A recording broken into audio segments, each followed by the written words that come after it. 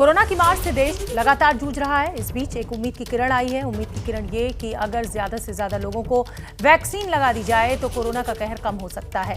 London में Middlesex university के mathematician doctor मुराद बानाजी ने डेटा के अध्ययन के आधार पर यह कहा है कि मुंबई में दूसरी लहर में 60 से ज्यादा लोगों की मौत का आंकड़ा 40% घटा है। हम आपको याद दिला दें कि 1 मार्च से 60 साल से ज्यादा उम्र के लोगों का वैक्सीनेशन शुरू हुआ था और अब यह आंकड़ा सामने आया है कि वैक्सीनेशन ही जो है वो एकमात्र हल है।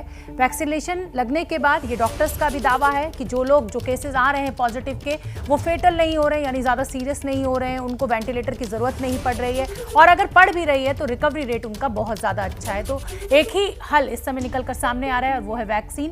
अब 1 मई से 18 साल से ज़्यादा के जो वयस्क हैं उनको ये वैक्सीन लगना शुरू हो जाएगी, लेकिन सवाल अभी भी यही है कि क्या आपूर्ति हो पाएगी, क्या जो संख्या चाहिए इस देश को वो वैक्सीन उपलब्ध होगी वैक्सीनेशन सेंटर्स पर, क्योंकि अभी सिर्फ 45 साल से ज़्यादा की उम्र के लोगों को वैक्सीन लग रही है और कई सेंटर्स पर ये शिकायत आती है कि वैक्सीन खत्म हो गई, लोग 3-3, 4-4 दिन कतारों में लगे रहते हैं और वैक्सीन नहीं लग पाती है।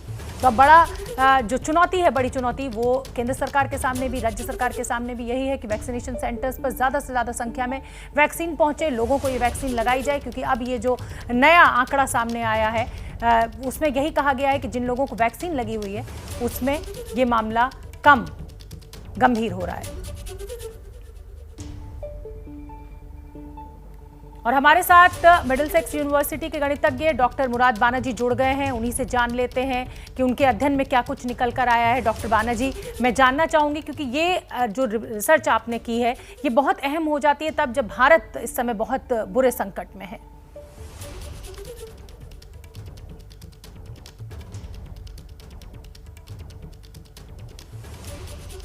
Doctor Banaji, can you hear me? आप मुझे सुन सकते हैं? मुझे लगता है हमारा फ़ोन कट गया है और दोबारा एक बार फिर हम कोशिश करते हैं। डॉक्टर बानाजी इस समय हमें दिख रहे हैं तस्वीरों में और हम बहुत जल्दी उनसे संपर्क साधेंगे। लेकिन मिडलसेक्स यूनिवर्सिटी के जो गणितज्ञ हैं डॉक्टर बानाजी, उन्होंने बड़ा दावा किया है और बड़ा दावा यही है कि जिन लोगों को वैक्सीन लग चुकी है उसमें ये बीमारी उतना गंभीर रूप नहीं लेती है।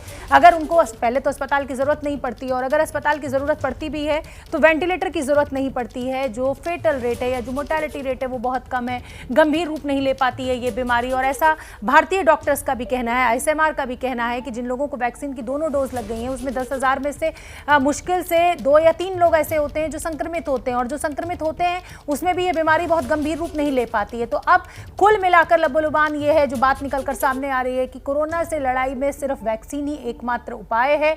मास्क लगाकर इसको डिले किया जा सकता है, हम बचा सकते हैं अपने को, लेकिन अगर हम इसको चाहते हैं कि ये हमारे ज़्यादा गंभीर रूप ना ले हमारे शरीर में आकर, तो वैक्सीनेशन ही एकमात्र उपाय है। और यही यूनिवर्सिटी के गणितज्ञ डॉक्टर मुराद बानाजी उन्होंने अपनी रिसर्च में पाया है।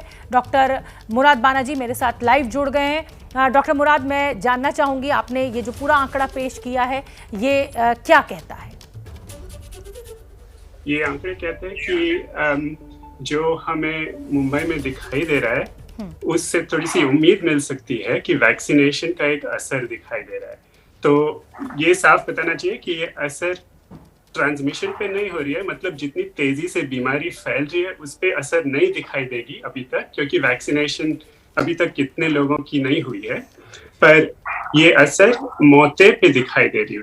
तो अभी तक सबसे ज्यादा वैक्सीनेशन 60 साल के ऊपर वालों में हुई है और अगर हम मौतों को अगर ध्यान से देखें तो मालूम पड़ता है कि जितनी मौतें अपेक्षित थे 60 साल के ऊपर वालों में उससे कम हो रही है अभी, और उससे हम कम से कम उम्मीद ले सकते हैं कि वैक्सीनेशन का असर हो रहा है।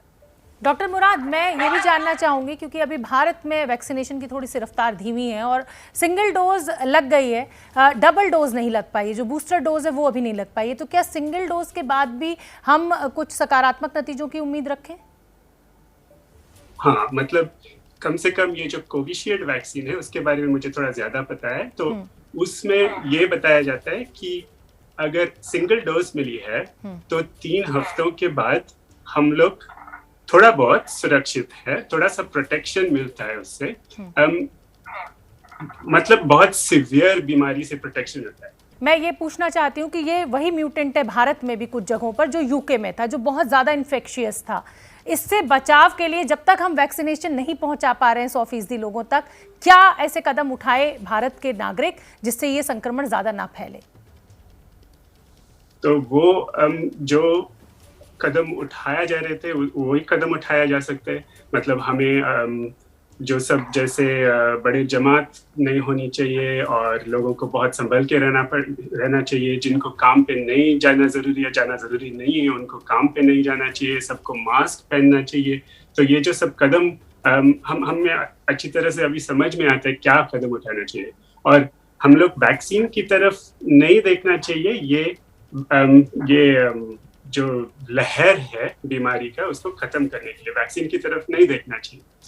वो खत्म करने के लिए हमें वही सब देखना चाहिए जो पिछले साल हम देख रहे थे कि ये सब मेजर्स जो मैंने आपको बताया था। पर वैक्सीन की तरफ इसलिए देखना चाहिए कि अगर हम जिन लोगों ज्यादा वल्नरेबल है, जिनकी बीमारी ज्यादा सीरियस होने वाली है, उनको वैक्सीन दिया जा सकता है तो फिर मौतें कम होगी। फिर अस्पताल में जो हो रहा है, जो अभी कहर पड़ा है, वो कम होने लगेगी। ठीक है, बहुत बहुत धन्यवाद डॉक्टर बानगी, आपका हमसे जुड़ने के लिए, एबीपी न्यूज़ के लिए आपने समय निकाला। और बड़ी जानकारी जो डॉक्टर मुराद बानगी दे रहे हैं वो यही कि वैक्सीनेशन ही एकमात्र उपाय है, लेकिन वैक्सीनेशन से भी आप इन्फेक्शन फैलने से नहीं रोक सकते। मोर्टेलिटी रेट ज़रूर कम हो जाएगा, अस्पताल में कैजुअलिटी ज़रूर कम हो जाएगी।